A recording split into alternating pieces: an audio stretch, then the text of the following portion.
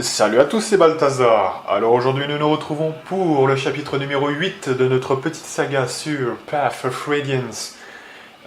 Évidemment toujours sur le mode de difficulté difficile. Et on est parti avec le premier convoi. Alors c'est intéressant parce que à partir du chapitre 8, c'est quasiment un nouveau jeu qui commence, et donc ça fait quand même plutôt plaisir. Alors évidemment, on commence par donner absolument tous les objets de tous les personnages pour pouvoir refaire le point. Moi j'aime bien, comme ça me permet de m'y retrouver. Je pourrais aussi le faire plus finement, mais ça ferait du petit babillage, vous voyez, donc finalement je préfère tout virer, et comme ça je les remets bien comme je veux. Donc évidemment, on met globalement à peu près la même chose à nouveau, sauf que on va quand même, pour Monsieur Boyd, acheter à l'armurerie une hachette. C'est le seul objet qui est vraiment intéressant à acheter. Tout le reste, on peut quand même encore faire avec ce qu'on a. Donc c'est bon. Parallèlement, on va quand même mettre une potion à chacun, on sait jamais. Alors pour Monsieur Oscar, on met le bracelet épéiste, puisque je vais chercher le facteur chance. Hein, voilà. En fait, je retire le bracelet prêtre à Ike parce que c'est Oscar maintenant qui a finalement une résistance la plus basse, hein, tout simplement. Pour Monsieur Boyd, c'est un petit peu différent. J'essaye de renforcer sa défense, donc le bracelet cavalier me semble être le meilleur. Voilà, j'en ai que 3 dans l'équipe, donc on s'en fout du reste. Pas d'expérience, hein, ça c'est bon de le noter. Hein. Surveillez bien. De toute façon, je vais indiquer dans la description de la vidéo à chaque fois, maintenant, le total de bonus expérience que j'utilise, pourquoi, etc. Hein. Comme ça vous permet de vous y retrouver un petit peu. Hein.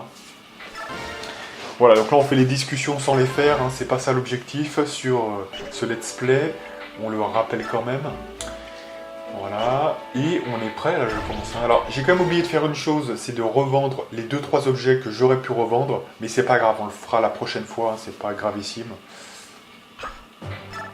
C'est pas indispensable pour cette map là.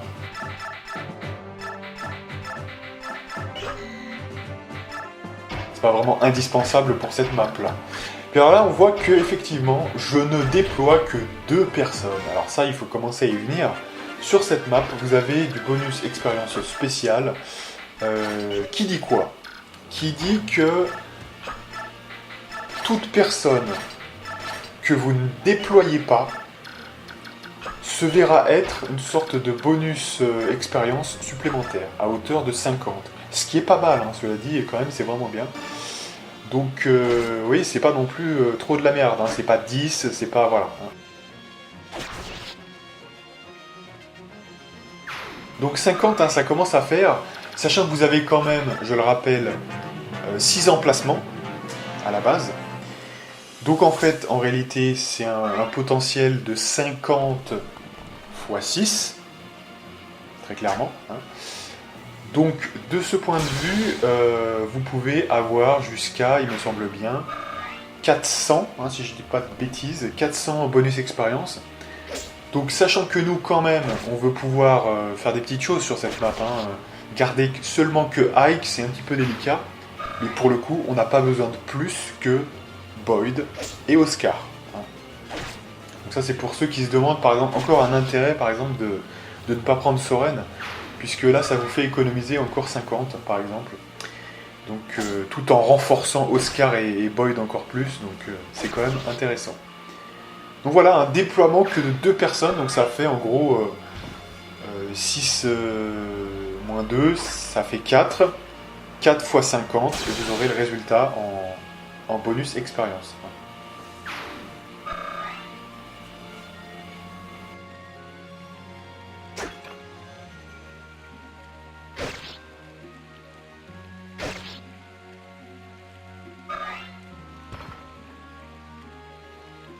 Voilà, donc en fait là le truc c'est que on a mis Boyd à droite, hein, sur la partie droite de la map, tout simplement parce que c'est le seul qui a vraiment beaucoup de charge pour son arme un petit peu voyez, à distance, hein, à savoir la hachette, puisqu'on en a acheté une juste avant. Et c'est vrai que sur ce côté droit, il y a quand même pas mal d'archers, vous voyez par exemple. Il y a des mages. Vous voyez, donc c'est quand même assez intéressant de mettre Boyd, ne serait-ce qu'ici, vous voyez. Tout simplement. Hein. Et alors, je vais reprendre mon exemple de la dernière fois. Je vous invite à vous demander, là par exemple, si j'entraîne Soren, question, si il est à la même place que Boyd, qu'est-ce qui se passe? Et si vous répondez à la question, vous aurez mon avis sur la question. Vous voyez ce que je veux dire? C'est un peu ça. C'est-à-dire que là, on voit très bien que Soren ne pourrait pas tenir 2 tours. Vous voyez, il se ferait démonter. Hein.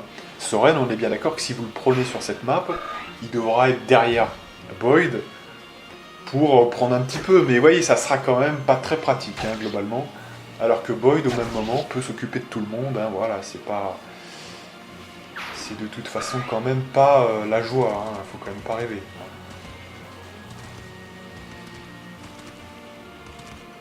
Donc évidemment, donc voilà, sur ce côté droit, j'ai mis Boyd, on est d'accord. C'est le plus pratique, c'est le plus logique, hein, on est d'accord. Hein. Sur le côté gauche haut d'ailleurs, vous voyez, le haut et la gauche, on va dire. Hein. J'ai mis Ike, bah là c'est tout simplement pour une raison très simple, c'est qu'il y a Iliana qu'on va devoir recruter, qui est un personnage dont on va parler juste un petit peu après. Hein. Donc Iliana, que vous devez recruter avec Ike, bah, partant de là, c'est vidu quoi. Hein. Vous mettez Ike sur le côté gauche haut et voilà, on n'en parle plus. Ce qui fait que Oscar, il lui reste le côté bas et ça tombe bien puisque c'est des cavaliers globalement. Donc dès le premier tour, finalement, vous pouvez rusher vers les cavaliers et en tuer déjà un, notamment tuer celui qui a un javelot. Alors on peut toujours prendre un javelot nous-mêmes, hein, mais comme il y a une majorité quand même de gens qui tapent juste à une case de distance, finalement, bon, il doit rester encore un javelot derrière, mais il suffit de le tuer finalement et c'est bon, vous voyez. Hein, donc j'ai globalement tendance à ne pas mettre de javelot parce qu'ensuite je peux enchaîner facilement, vous voyez, y a pas de... on n'est pas submergé quand même, hein, vous voyez, donc tout va bien. Voilà, donc là on est quand même avec Boyd, on est bien encerclé, hein, c'est normal, mais ça va fondre très vite, hein, je vous dis quand même. Donc bien garder la hachette, et là on va achever quelqu'un sur qui ça pourrait manquer éventuellement, vous voyez, et qu'il serait bon de tuer assez vite, c'est-à-dire l'épéiste. Je peux pas attaquer quelqu'un d'autre, hein, notamment j'aurais pu vouloir attaquer l'archer, mais oui, je reste quand même à une case pour pas qu'il puisse passer, vous voyez, on sait jamais. Donc c'est comme ça, c'est mieux je trouve. Donc là ça utilise des potions, c'est pas grave. Quelque part, c'est de l'expérience en plus, hein, puisque on va pouvoir, vous voyez, ponctionner un petit peu plus, hein, donc c'est toujours bien. Voilà.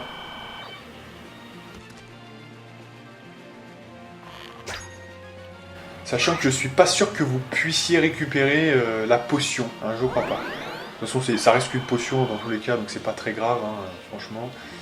Et vous voyez que là, c'est là où ça commence à devenir violent, Path of Radiance, hein, tout simplement parce que là, on utilise les hachettes, et à partir de ce moment-là, il n'y a plus aucune excuse. Ouais, mais Soren, vous voyez, il attaque de 1 à 2 cases, ouais, mais non.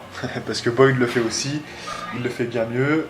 Et il a la défense qui va avec, et il a les quelques niveaux de plus qui vont avec, voilà, de toute façon. Alors après, attention, on peut se dire on entraîne Boyd, Oscar et Soren, vous voyez, hein. Mais voilà, c'est un parti pris pour moi, hein, c'est un parti pris. Parce que moi, quand je mets quelqu'un dans la team, je vois aussi toutes les possibilités autres, vous voyez. Soren, il va toujours être en retard ensuite, vous voyez, quand il commencera à prendre un petit peu, vous voyez. Parce qu'à la limite, là, on a déjà accès au bonus expérience. Mais vous voyez, par exemple, là, si j'arrive au chapitre 8, j'ai décidé d'entraîner Soren. Bah, techniquement parlant, quelque part, je suis déjà un petit peu obligé de lui mettre quelques niveaux, vous voyez. Donc de taper dans le bonus expérience, on est d'accord. Hein. Ce qui fait que globalement, j'ai envie de vous dire, là, j'ai pas besoin, et je peux garder ça pour d'autres personnes, vous voyez ce que je veux dire. Donc c'est quand même pas mal. Et on va parler maintenant d'Iliana, donc c'est intéressant.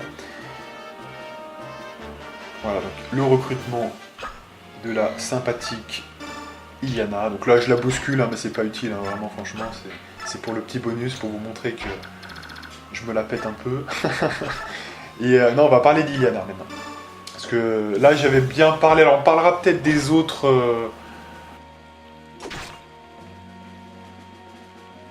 De toute façon, Boyd et Oscar, j'en ai déjà parlé beaucoup, hein, je crois. Ike, je rappelle pas que le mec, de toute façon, c'est le... Vous voyez, il est tout le temps dans votre team, donc vous allez l'entraîner, bien sûr. Et c'est un super personnage, parce qu'il a très vite beaucoup de vitesse, beaucoup de force, beaucoup de tout, en fait. Et même un peu de résistance, si vous complétez un peu. Donc, franchement, c'est... Voilà, que dire, c'est un excellent personnage, un des meilleurs. Que moi, je considère être un meilleur investissement même que Titania, donc... quelque part, je mettrais même plus que Titania, moi, si j'avais à noter. Même si Titania, c'est du 9 sur 10 quand même. Hein, voilà. Alors, c'est bête de dire ça, parce que je l'utilise jamais quasiment dans presque aucune de mes parties, sauf LTC.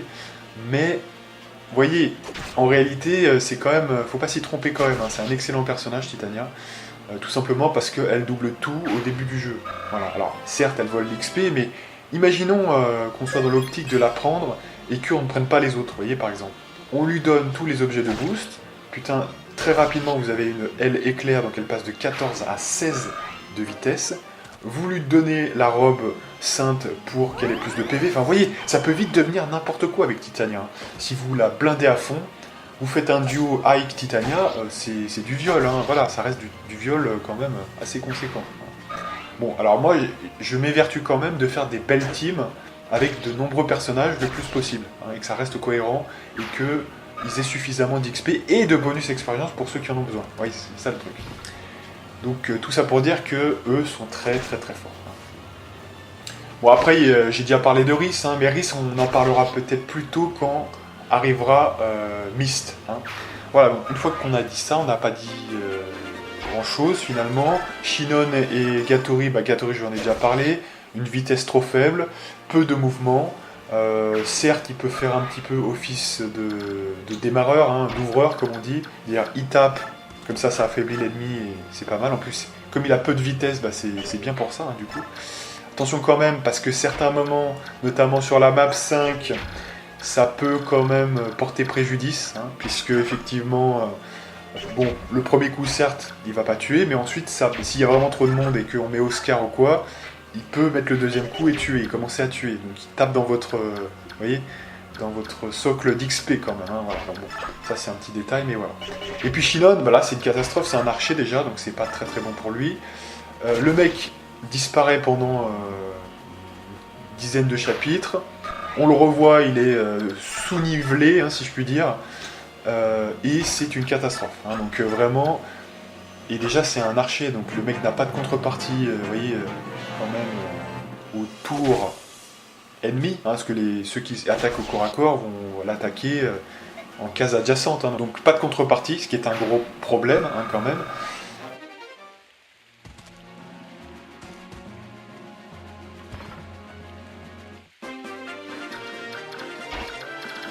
On rappelle aussi qu'il est bloqué sur, bon, ce qui est un peu partie liée hein, quand même, et qu'il est bloqué sur du 2 cases, hein, ce qui peut parfois aussi là encore poser problème.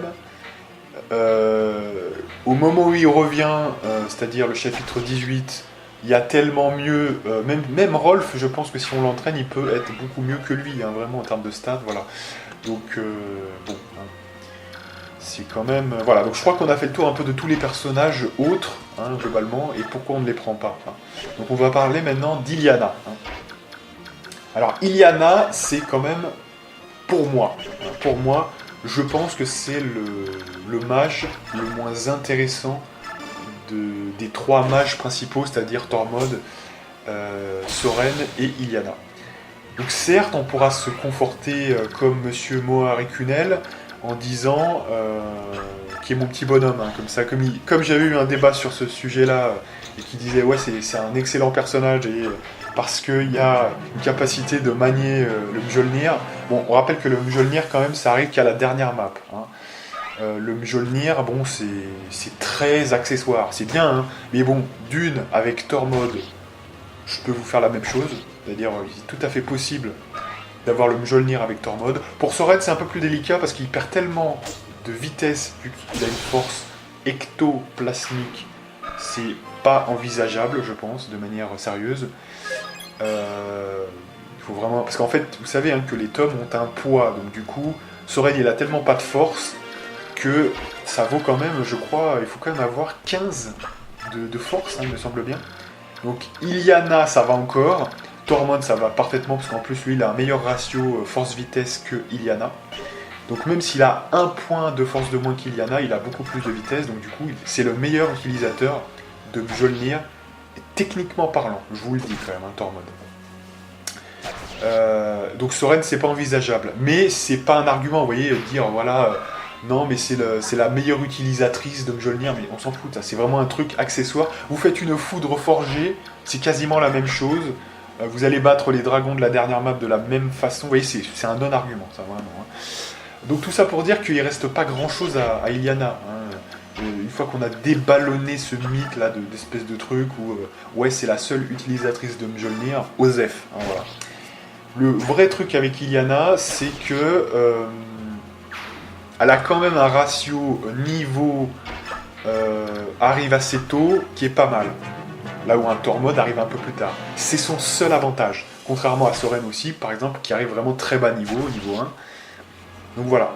Ce qui peut être, bon, cela dit, peut-être une qualité dans un certain sens si on veut entraîner Soren, et comme ça on a plus de marge, hein, pour prendre des niveaux clean, etc. Mais globalement, bon, Iliana c'est quand même le pire des mages parce que il y a cette vitesse quand même un petit peu handicapante qui est un petit peu dérangeante. Je crois qu'elle a 30% de GR vitesse, donc c'est un petit peu délicat, vous voyez quand même. Elle a une affinité qui est quand même assez mauvaise, donc c'est... Non, franchement, moi je ne vous recommande pas Iliana. Il y a mieux ailleurs, hein, franchement. On va le dire tout de suite, hein, mais moi, mon mage préféré, c'est Monsieur Tormod. Alors, la question c'est, est-ce qu'on va l'entraîner ou pas? Ça, c'est la grande question. Bon, vous savez déjà qu'on n'entraîne pas Soren, qu'on n'entraîne pas Iliana, je vous le révèle. Mais, voilà, c'est quand même intéressant de le noter.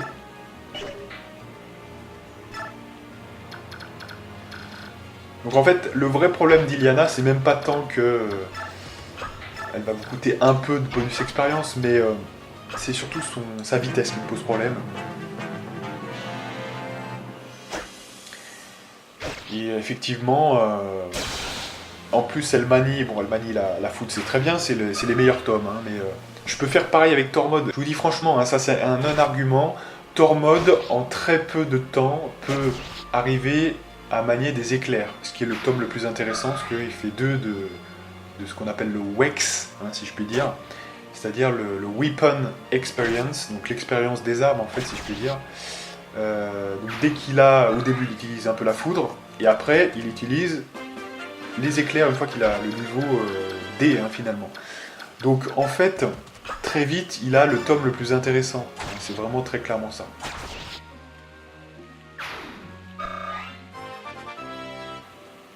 Donc c'est pour ça que même dire ouais mais elle peut manier l'éclair pendant un petit peu de temps.